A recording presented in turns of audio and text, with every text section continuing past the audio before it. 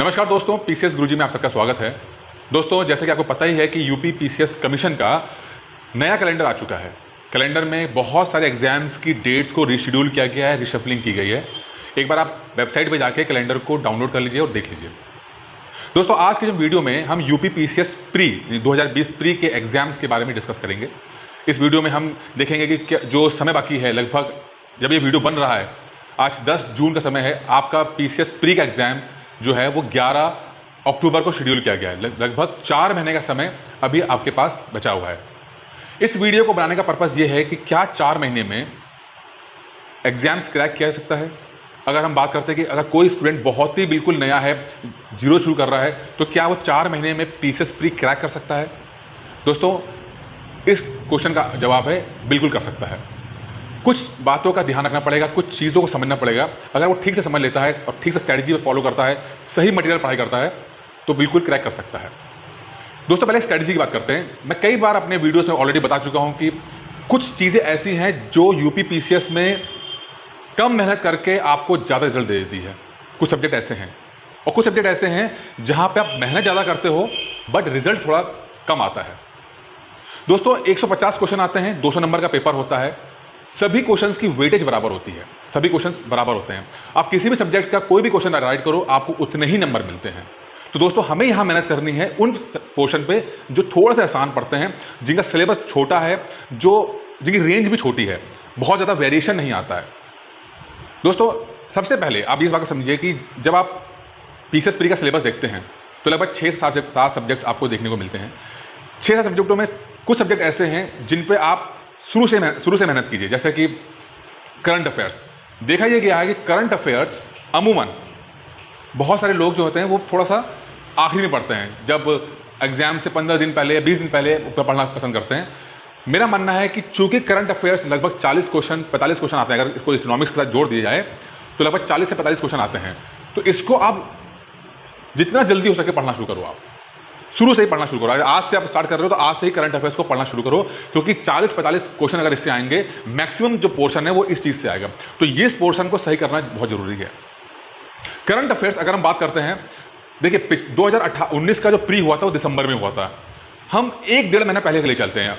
अगर आप नवंबर से शुरू करते हैं, नवंबर से लेकर 30 नवंबर तक, 30 सितंबर तक अगर आप पढ़ते हैं तो करंट अफेयर्स पूरा कंप्लीट हो जाता है आपका। ठीक है, पढ़ना क्या क्या है, कौन सी किताब पढ़नी है? देखिए, वैसे कई सारे यूट्यूब में वीडियोस बनते हैं, कई सारे चैनल्स हैं जो करंट अफेयर्स को पूरा कवर करते हैं। कुछ किताबें भी आती हैं, जो आपको पसंद हो कर सकते हो। जो मेरी पर्सनल फेवरेट है वो परीक्षा मंथन है। यूपी पीसीएस के हिसाब से परीक्षा मंथन बेस्ट किताब मानी जाती है। प्रॉब्लम बस यही है कि वो इंग्लिश में नहीं आती है, सिर्फ हिंदी में आती है। तो थोड़ा सा आप देख लीजिएगा। जो इंग्लिश वाले स्टूडेंट हैं उनसे मैं कहना चाहूँगा कि लैंग्वेज को बैरियर मत बनाइए। जो पीसीएस के लिए जो कहते हैं स्पेशलिस्ट किताब है उसको पढ़िए, काफ़ी आपको हेल्प मिल जाएगी।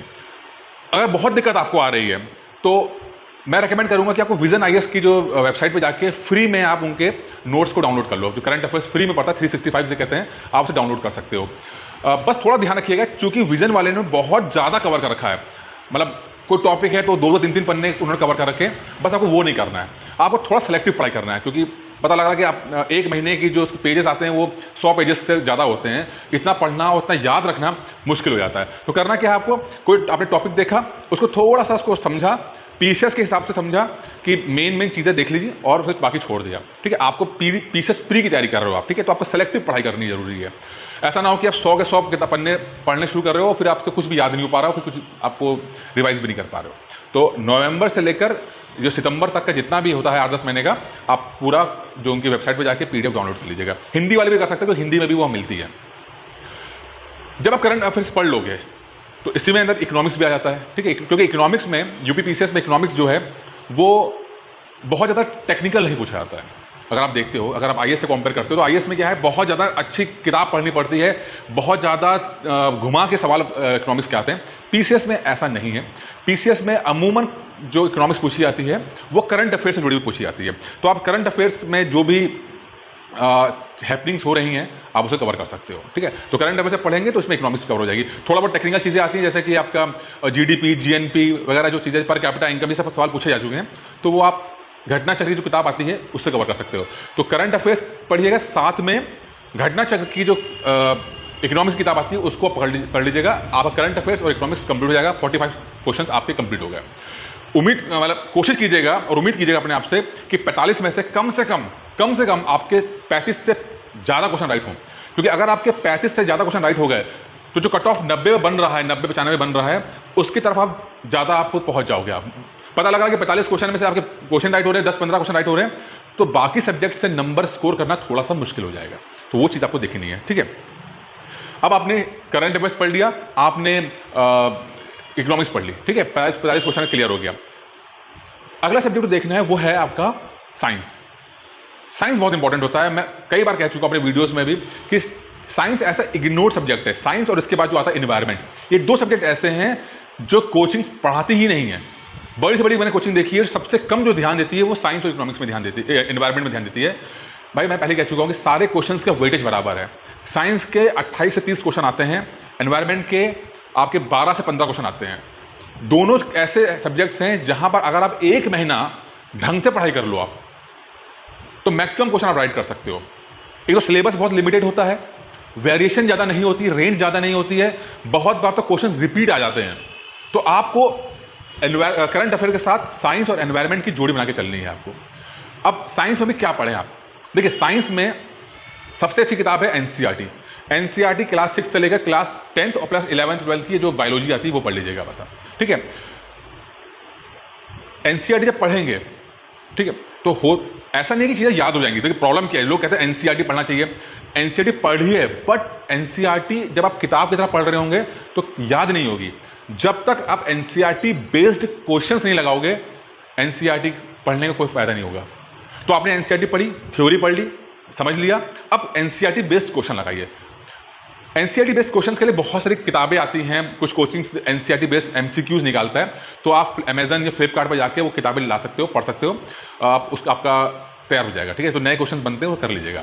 तो आपने साइंस के लिए एनसीईआरटी पढ़ी, साथ में एनसीईआरटी बेस्ड क्वेश्चंस लगाया आपने, उसके बाद आपने घटना चक्र जो कि प्रीवियस ईयर पेपर है वो लगा लिया, तो साइंस आपका कवर हो जाएगा, ठीक है। 28-30 क्वेश्चन आते हैं, उम्मीद करके चलिएगा 20+ क्वेश्चन राइट करके आओ। बहुत ज़्यादा मुश्किल सवाल नहीं आते हैं, लिमिटेड सवाल हैं, बहुत ही कहते हैं फिक्स चीज़ें होती हैं, और अगर थोड़ा सा ध्यान दे दोगे आप तो बहुत अच्छा स्कोर कर सकते हो उसके अंदर आप। फिर आता है आपका एनवायरनमेंट। मैंने आपको कहा कि एनवायरनमेंट बहुत इग्नोर सब्जेक्ट है। एनवायरनमेंट में लोग पढ़ते ही नहीं है, या आखिरी में एग्जाम के 2-4 दिन पहले पढ़ लेंगे।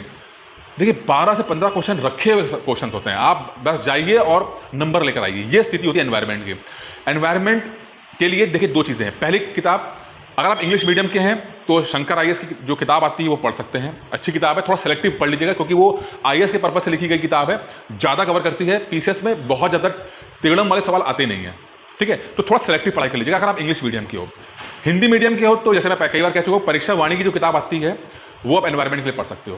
प्लस जो एनसीईआरटी की जो किताब पढ़ोगे आप, एसएसटी की किताब पढ़ते हो ना एनसीईआरटी की, ज्योग्राफी, जिसमें आपका ज्योग्राफी वाला होता है, तो उसमें भी कई चैप्टर ऐसे हैं जो एनवायरनमेंट के पोर्शंस कवर करते हैं, ठीक है। तो यहाँ से चीज़ें हो जाएंगी। प्लस आप अपना कर लो घटना चक्र, तो घटना चक्र के प्रीवियस ईयर क्वेश्चन हैं वो लगा लेंगे। साइंस और एनवायरनमेंट में देखा गया कि बहुत सारे क्वेश्चन रिपीट होते हैं, तो कोशिश कीजिएगा कि जो रिपीट क्वेश्चन आते हैं वो गलत ना हो आपके, क्योंकि मान के चलिए चाहे चेयरमैन कोई भी हो, कोई भी बंदा बैठा हो, 30 to 40% क्वेश्चन रिपीट होंगे, और ये बहुत इंपॉर्टेंट हो जाता है, बहुत क्रूशल हो जाता है कि आपको जो रिपीट क्वेश्चन हैं उसको गलत नहीं करना है आपको, ठीक है। बहुत मुश्किल सवालों के पीछे मत भागिएगा, बहुत ज़्यादा ये नहीं कि ऐसा क्वेश्चन के पीछे जा रहे हैं जो कि सब राइट कर देंगे, जो हार्ड क्वेश्चन। मैं हमेशा कहता हूँ हार्ड पोर्शन की तरफ मत जाइए, आप इजी टू मीडियम पोर्शन जो होते हैं उस पर आप फोकस कीजिए आप, ठीक है। अब आपने करंट अफेयर्स पढ़ लिया, आपने साइंस पढ़ लिया, आपने एनवायरनमेंट पढ़ लिया। 45 क्वेश्चन आपके करंट अफेयर्स इकोनॉमिक्स के हो गए, आपके 30 क्वेश्चन आपके साइंस के हो गए, लगभग 15 क्वेश्चन आपके एनवायरनमेंट के हो गए। कम से कम 80-85 क्वेश्चन आपके यहाँ से बन रहे हैं। 80-85 क्वेश्चन में उम्मीद करिएगा या और मेहनत कीजिएगा कि कम से कम 85 में से 70-75 क्वेश्चन राइट कर लो। अगर आपने 70 क्वेश्चन आपने राइट कर लिए, समझिए कि 90 क्वेश्चन का अगर कट ऑफ बन रहा है, 70 क्वेश्चन आप इन 3 सब्जेक्ट से लेकर आ रहे हो, आपका काम हो गया, ठीक है। और ये बहुत आसान है, सिर्फ 1-1.5 महीने के अंदर हो सकता है, कोई ऐसा बहुत ज्ञानी होना आपको जरूरत नहीं है। अगर सिस्टमेटिक तरीके से पढ़ाई करेंगे तो 1-1.5 महीने के अंदर ये तीनों चीज कवर कर सकते हो आप। अच्छा, अब आगे बढ़ते हैं, आप क्या करें, ठीक है, क्योंकि हमें बाकी के 20-25 क्वेश्चन भी तो देखने हैं हमें। उसके बाद पढ़ेंगे आप 2 सब्जेक्ट्स हैं, दोनों की वेटेज बराबर आती है, दोनों के क्वेश्चन भी लगभग बराबर आते हैं, और दोनों की समस्याएं भी बराबर एक ही जैसी हैं। सब्जेक्ट्स है ज्योग्राफी और पॉलिटी। Geography and polity. देखिए ज्योग्राफी एंड पॉलिटी की समस्या क्या है, क्वेश्चन जो आते हैं वो 20 से 25 क्वेश्चन आते हैं, दोनों में 20 से 25 क्वेश्चन आते हैं। जो ट्रेंड देखने को मिला है, कुछ क्वेश्चन ऐसे होते हैं जो आप कर लोगे, आसानी से हो जाएगा, चाहे पॉलिटी का हो चाहे ज्योग्राफी को, वो आप ठीक से पढ़ोगे कर लोगे। कुछ क्वेश्चन ऐसे होंगे जो नहीं होंगे आपसे, ठीक है। हमें उन क्वेश्चंस पे जानना है जो आसान है। अगर मान के चलते हैं कि 50% क्वेश्चन भी सही आते हैं, तो मान लीजिए 50 क्वेश्चन इन दोनों सब्जेक्ट से मिलकर आ रहे हैं, तो अगर 25-30 क्वेश्चन भी आप जो आसान जब मीडियम है उस पर फोकस करना है, जो 15-20 क्वेश्चन जो टफ वाले हैं छोड़ दीजिए। सारे क्वेश्चन राइट करने के लिए नहीं होते हैं, छोड़ दीजिए। आप अपनी रेंज बना के चलिए कि आपको इस रेंज के आसपास रहना है। अगर क्वेश्चन यहां से आएंगे तो गलत नहीं होना चाहिए, इस रेंज से बाहर से आएगा छोड़ दीजिए। बहुत सारा आपके पास ऑप्शन बाकी है, 150 क्वेश्चन आते हैं, 90-95 पे कट ऑफ जाती है, 50-55 क्वेश्चन आप छोड़ सकते हो, कोई समस्या नहीं है, ठीक है। अब ज्योग्राफी के लिए क्या पढ़ें? देखिए ज्योग्राफी के लिए एनसीईआरटी बेस्ट किताब है, शुरुआत कर सकते हैं। एसएसटी की क्लास 6 से लेकर क्लास 11 तक की जो एनसीईआरटी किताबें होती हैं बहुत अच्छी तरह से दिया हुआ है, पढ़िएगा।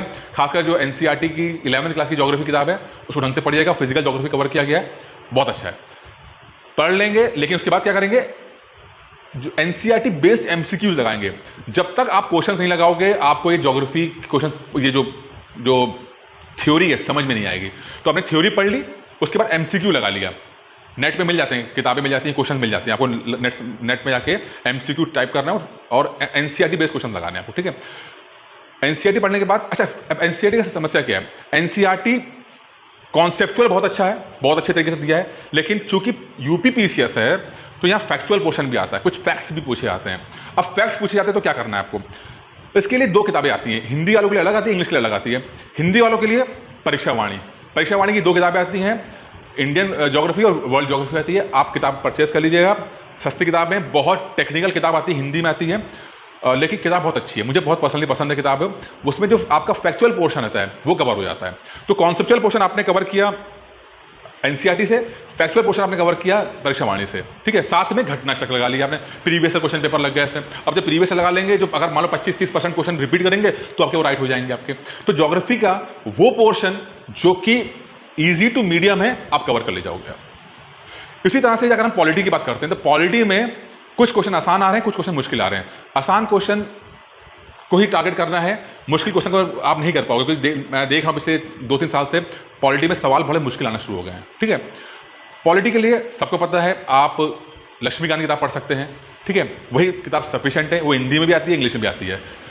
दूसरा, आप परीक्षा वाणी की किताब पढ़ सकते हो, जो पॉलिटी की आती है वो भी किताब अच्छी है। साथ में घटना चक्र की किताब लगा लीजिएगा, पॉलिटी कवर हो जाएगी आपकी, 70-80% तो चीज़ें कवर हो ही जाती हैं इसके अंदर। अच्छा एक चीज़ और, ज्योग्राफी के लिए मैंने इंग्लिश वालों के लिए बताया था, इंग्लिश वालों के लिए महेश वर्णवाल आता है, महेश वर्णवाल की किताब आती है, आप वो परचेज कर लो, ठीक। जो आपका कॉन्सेप्चुअल पोर्शन आपका एनसीईआरटी से हो गया, और जो फैक्चुअल पोर्शन है वो आपका महेश वर्णवाल इंग्लिश वाला मीडियम के लिए बच्चों के लिए है। हिंदी वालों के लिए आप परीक्षा वाणी पढ़ सकते हैं, महेश वर्णवाल की हिंदी आती है, आप वो भी पढ़ सकते हैं, जो आपको अच्छा लगे पढ़ सकते हो, उसके अंदर कोई दिक्कत नहीं है। अब आपने कवर कर लिया करंट अफेयर्स, इकोनॉमिक्स, फिर आया आपका साइंस, फिर एनवायरनमेंट, फिर आपका आया ज्योग्राफी एंड पॉलिटी, नाउ आता है हिस्ट्री। हिस्ट्री बहुत इंपॉर्टेंट सब्जेक्ट है, बट पर्सनली मुझे लगता है कि पीसीएस प्री में नंबर नहीं आते हैं हिस्ट्री से। मेंस के लिए बहुत इंपॉर्टेंट है, मेंस से बहुत हिस्ट्री पढ़नी पड़ती है, बट प्री में चूंकि फैक्चुअल चीज़ें पूछी जाती हैं, और हिस्ट्री का समस्या क्या है कि वो 5000 साल की हिस्ट्री है और बहुत सारी किताबें लिखी गई हैं, तो कुछ भी पोर्शन पूछ सकते हैं, इस कारण से बहुत दिक्कत आती है।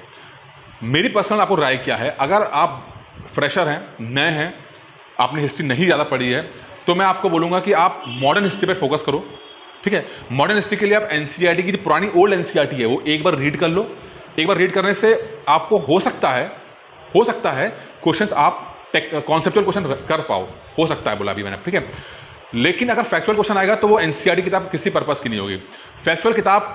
फैक्चुअल पोस्ट क्वेश्चंस के लिए वैसे बहुत सारी किताबें आती हैं, मेरी पर्सनल फेवरेट जो किरण पब्लिकेशन की किताब आती है वैकल्पिक विषय, वो थी। लेकिन अगर आप बिल्कुल नए हो और इंग्लिश मीडियम की हो तो बिल्कुल मत पढ़ना उस किताब को, क्योंकि वो बहुत ही हिंदी में लिखी गई किताब है और बहुत ही डेटा और फैक्चुअल किताब ज़्यादा आती है, तो वो बहुत दिक्कत करती है।